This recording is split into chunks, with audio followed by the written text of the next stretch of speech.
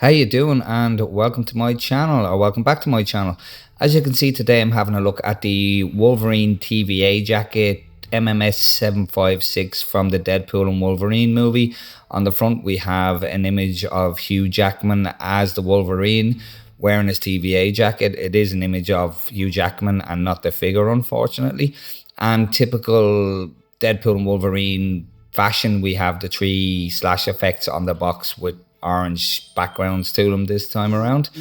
On the side we have Wolverine TVA jacket, and on the back we have the usual warnings and details about Hot Toys. And while I slide this sleeve off, I would ask you to hit the subscribe button if you haven't already. And there we are, we have an image of the figure itself at the bottom. That's the figure, yeah. We have the usual Deadpool Wolverine logo with the Wolverine claws coming through the Deadpool logo, and Wolverine TVA jacket at the bottom. So there we have it for the box for the TVA jacket version of Wolverine. So moving on, let's have a quick pan of the figure before we get into the details. So here we are for a quick pan of the TVA jacket Wolverine. And just some fun facts while we go through this. Deadpool and Wolverine is set in Earth 10,005, home of the original X-Men universe, which started it all off in 2002's X-Men movie.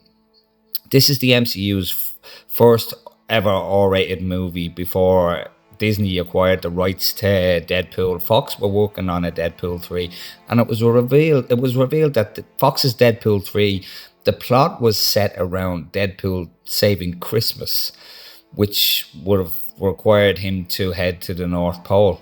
Kind of happy that didn't happen. And Logan was supposed to be Hugh Jackman's last time playing Wolverine.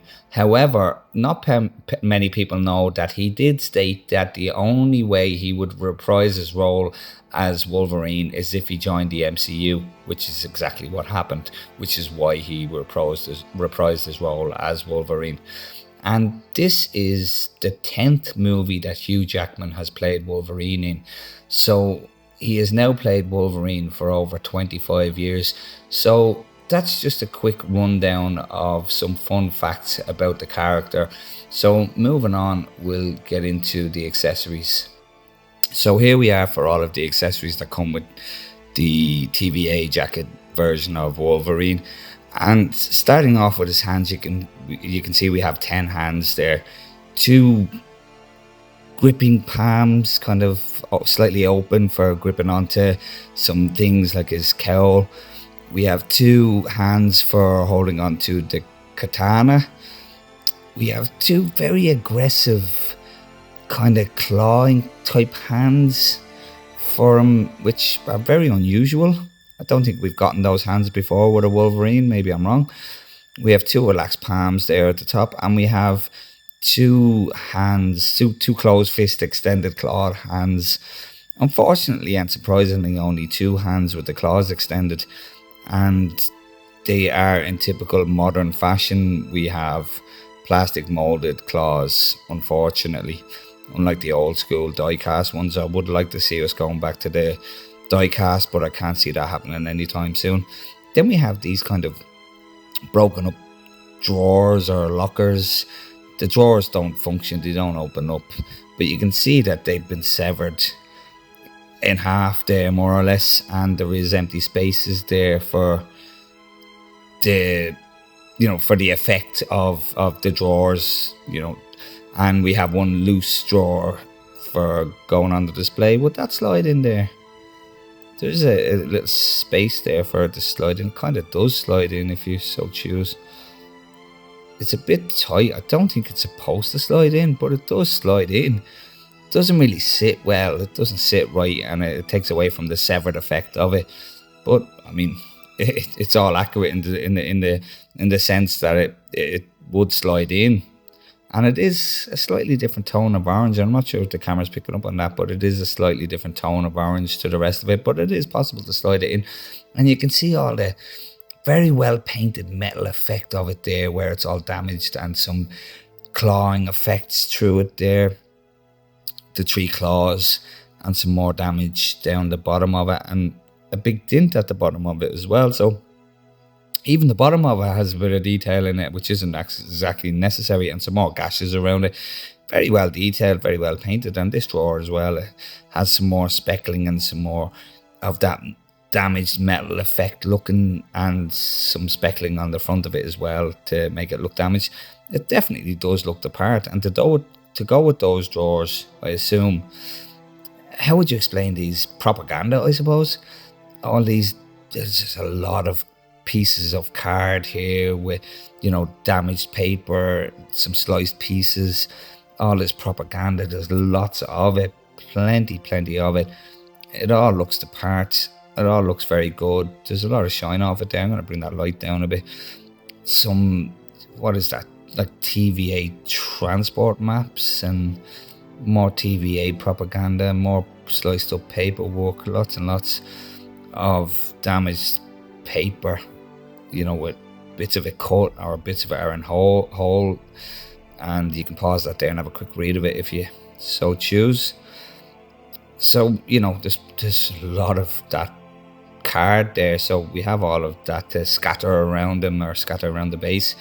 Then we have his cowl, and unfortunately this is an opportunity missed.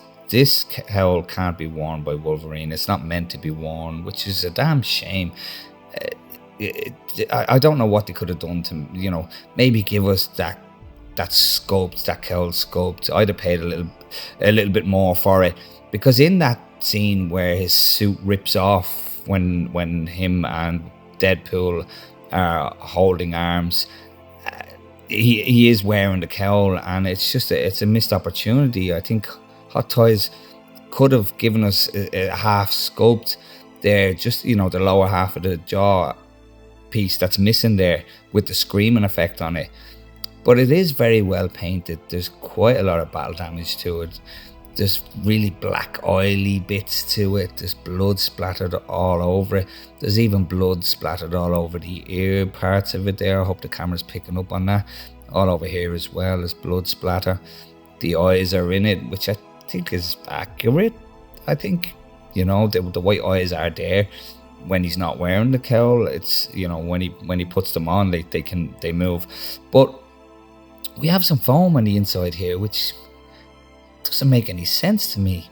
The foam would only be in there to protect paint from rubbing off if he was putting the cowl on, if he was able to put the cowl on, but there's no way of putting the cowl on, so the foam on it there just doesn't make sense to me.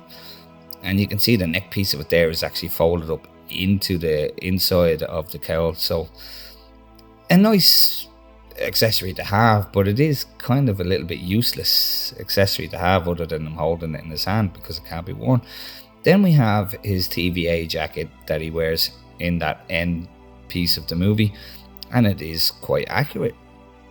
Although I'd have to look back, but the TVA section is stitched on a patch, and I think in the movie, somebody can correct me if I'm wrong, but I thought that was just printed onto the jacket in the movie, not actually a patch that was stitched on.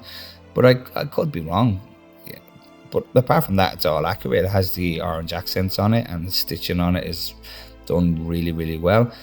And anybody, to be honest, anybody who's using this jacket on the figure is wasting that full potential of the figure, because that seamless silicone body or torso and the silicone body is absolutely fantastic. And then finally we have his blood soaked, or I say his, it's Deadpool's katana, absolutely blood soaked, great effect to it, blood all over the blade of it, and looks really well, and looks quite gruesome with the blood all over it, and a nice little touch for Hot Toys to add the blood to it. So there we have it for all of the accessories that come with the TVA version of Wolverine. And finally we have the base that comes with him, and anybody who has the Hot Toys Catwoman or the Bane from Hot Toys will instantly recognize this base. Obviously it doesn't have the slot down the back of it for the background of the Bane or the Catwoman. It's actually been filled. There's a little section here that's been filled, has the grill effect on it, and Wolverine TVA Jacket written on the front. If I can catch the light properly, there we go. We have Wolverine TVA Jacket written on it, and just like the other two figures that I just mentioned, the Catwoman and the Bane, these legs are completely extendable to raise or lower the base to however you want, and it does have 2 settings on it there, or three settings really. So obviously the port there for the crotch grabber as well. So there we are for the base. It's okay, it does the job. And then just one more thing I just picked up on, I just noticed while I was posing them up, I just realized that Hot Toys have very cleverly cut these pieces of paper or propaganda. They're in the exact shape of the sliced up locker or drawer unit to make it look like it's been cut straight down, and the paper has been cut as well evenly with it, which I hadn't instantly noticed when I was looking at it.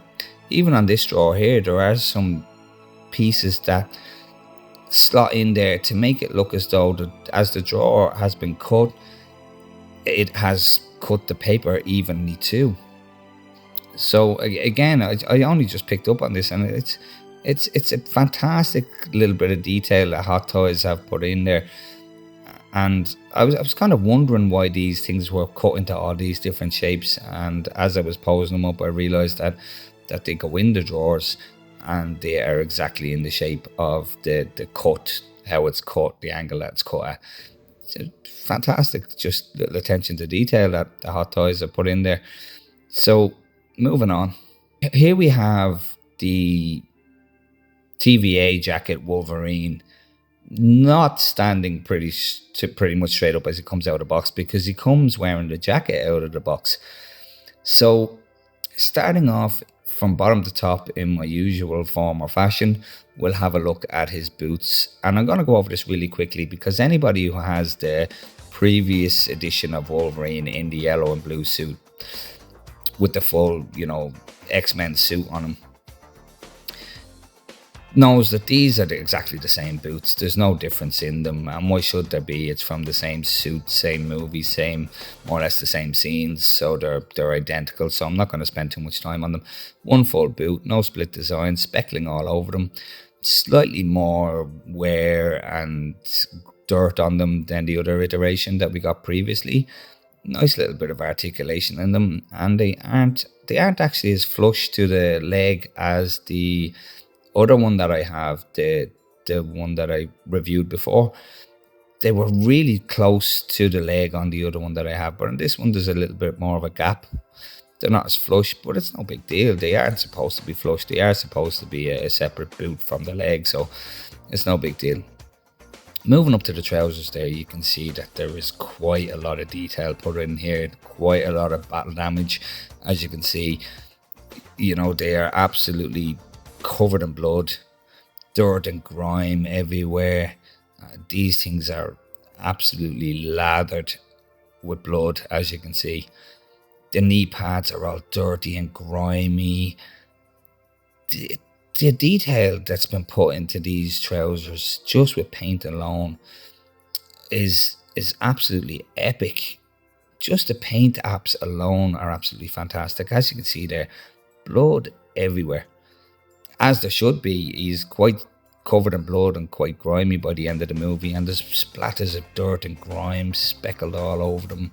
They're really filthy and grimy, and just up at the belt area there is all the same as well, all dirty, filthy, grimy and bloody. Although the difference I see there with the belt is, strangely enough, there isn't any scuffing or wear on the X on it, where the other version had little bits of silver where it looked like it had been scuffed, and they haven't put it on this, and it would have made more sense for it to be on the battle damage version, but no big deal. Again, not the end of the world.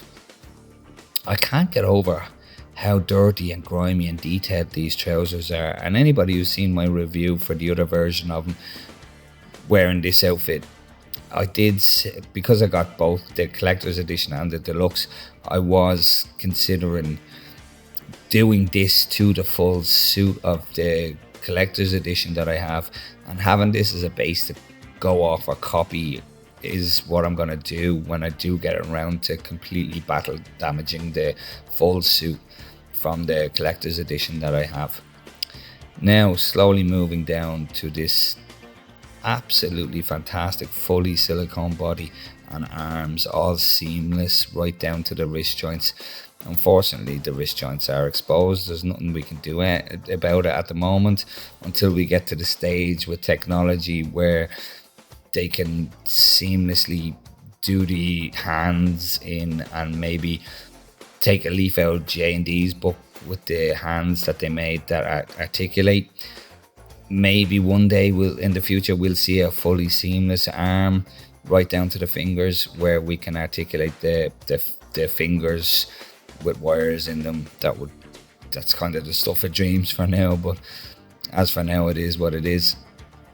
Starting off with his arms here, you can see that there is the hair effect on them, just like the previous iteration of them with the swap out arms. The forearm has all the hair in them, and you can see all the wounds all running up the elbows, all running up the arm into the shoulders. The subtle hints of blood splatter all down the arms, which looks absolutely fantastic. To be able to put paint on the silicone is just fantastic. The vein work running through it there is absolutely epic. And the arms, the elbow joints are ratcheted, and they have a nice little bicep swivel as well. And it is a metal skeleton underneath, and just looking at that vein work there looks absolutely fantastic. It looks so real. And just continuing on with the hair, even the hair on the chest and down the stomach there looks great. It looks, it looks as real as it can look. It's sculpted in and kind of painted, slightly painted, just to make it look like, hair. If I bring that light down, it's going to look a bit better. It kind of looks more accurate to the color in hand if I bring this light down a bit.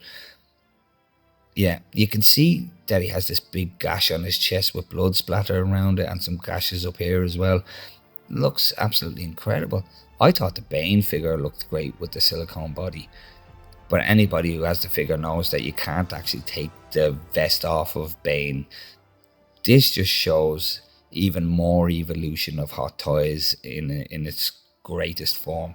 How Hot Toys has gone from those rubber bodies to this medical grade silicone is just amazing. You can see a slight seam running down the arm, which is a little bit unfortunate, just running down there.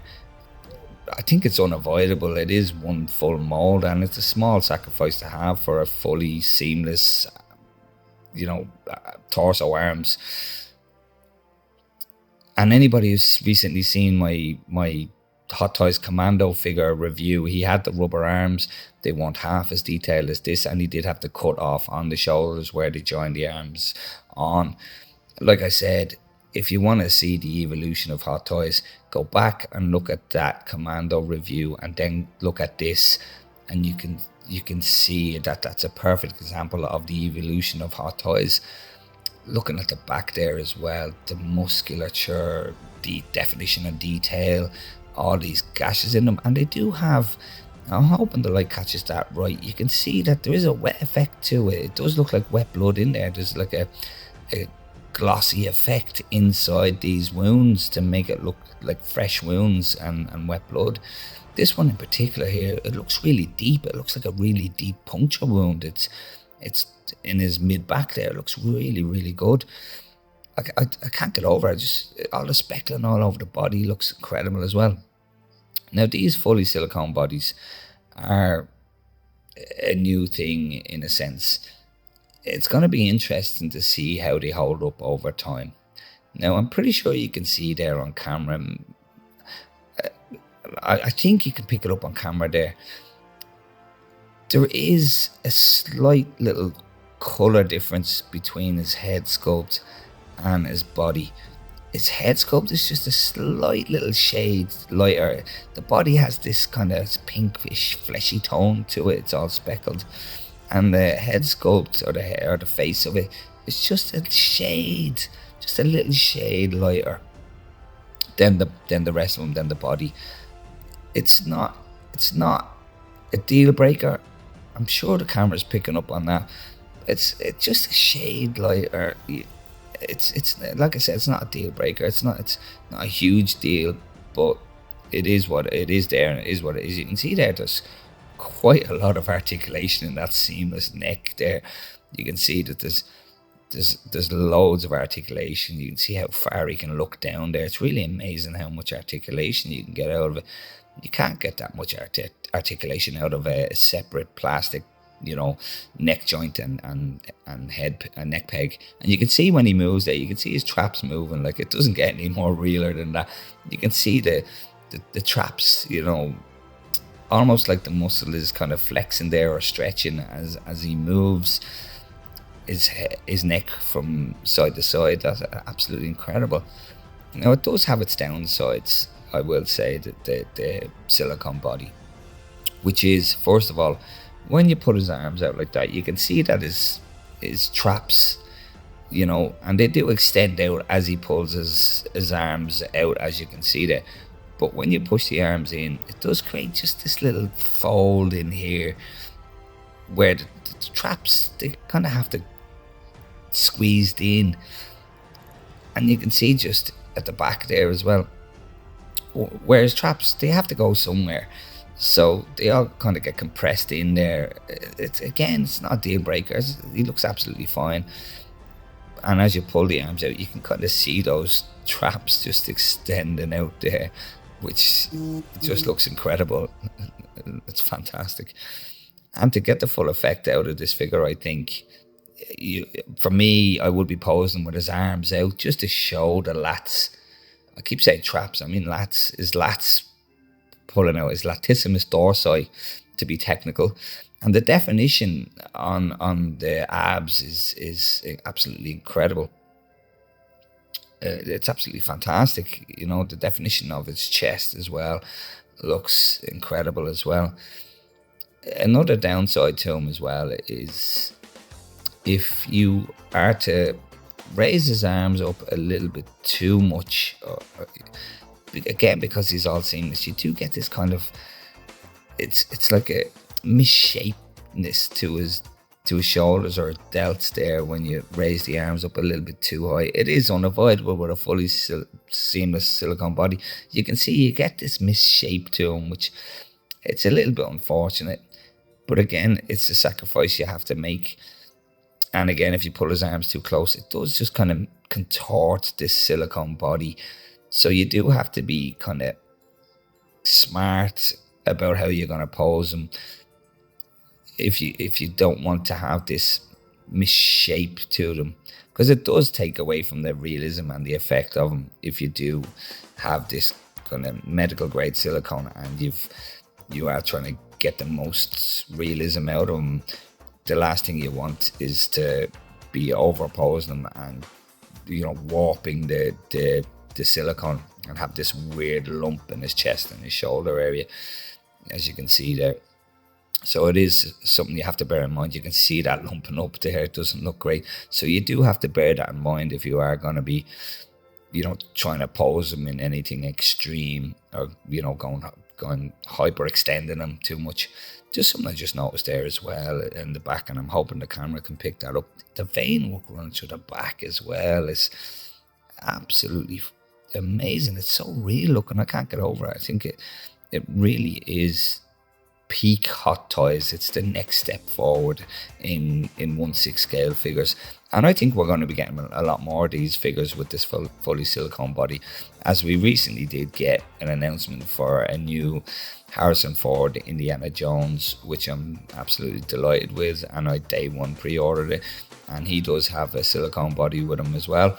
And some people were speculating it's the same body, and just looking at this here, I'd be inclined to say absolutely not the same body. I think the arms are smaller and the abs aren't as defined on the Harrison Ford figure. Now, the Indiana Jones Temple of Doom figure won't be out for another year or so, but I just, looking at the images, I can't see that it's the same body. I might be wrong. We'll have to wait till we get it in hand, but I think they've done a new body for the Harrison Ford figure. So there we are for the body for this guy. Like, in hand, I think on video here it looks great, it looks fantastic, but it doesn't do it any justice. You have to have this in hand to appreciate how good it actually is. So moving on, we're going to take a quick look at the head sculpt, because we've all seen this head sculpt before. It's come with the deluxe Wolverine from the full yellow and blue suit. So you know, we have seen this head sculpt. So we'll just gloss over it real quick and just point out some of the little differences that they've done. So here we are for the head sculpt for the TVA Jacket Wolverine. And as I said, we've already seen this head sculpt once already. This is the second time they've used this head sculpt, and it is getting used again for the Age of Apocalypse Wolverine, although that will be artisan and the beard is artisan, so it's going to look very different. But by the time I'm done with this line, I will have 3 of the same sculpt essentially. But anybody can see that the difference between this one and the last one is he has some blood effect on his face, which the other one doesn't have. So they're not completely the same. You know, it kind of reminds me of the James Bond that was announced not long ago, where they have the commando version with the damage on his face, and then they announced the tuxedo version with the same sculpt, just without the damage on his face. So again, just like the Andrew Garfield figure that I recently reviewed, this is all just painted on because it's a reuse of a sculpt that didn't have any damage sculpted into it. So they've put the damage on his face with paint, and like I said in my review for Andrew Garfield, I think they're going to reuse that sculpt because it doesn't have the damage sculpted in, it's just painted on. This looks absolutely fantastic. The blood effect on it looks great. I've no issue with it just being painted on and not being sculpted. No complaints whatsoever. He has this kind of, looks like a Y cut into his forehead there. I'm sure it's accurate, but I have no complaints about the fact that it's just painted on. And the same with the Andrew Garfield figure. The paint looked absolutely fantastic, and it doesn't really matter that it's not sculpted in. So everything else other than the battle damage here is identical to the last time they used this head sculpt with the yellow and blue deluxe. Even the hair is absolutely identical to the last release. There's no difference in it whatsoever, as you can see there. Great sculpting of the hair, very wavy looking hair strands going in different directions. Looks absolutely incredible. So there we have it for the head sculpt for the TVA Jacket Wolverine, and that's pretty much everything for the figure. So if you did make it this far through the review, thank you very much for watching. I implore you to hit the like and subscribe button if you haven't already. It really helps out the channel. I'm trying to grow the channel.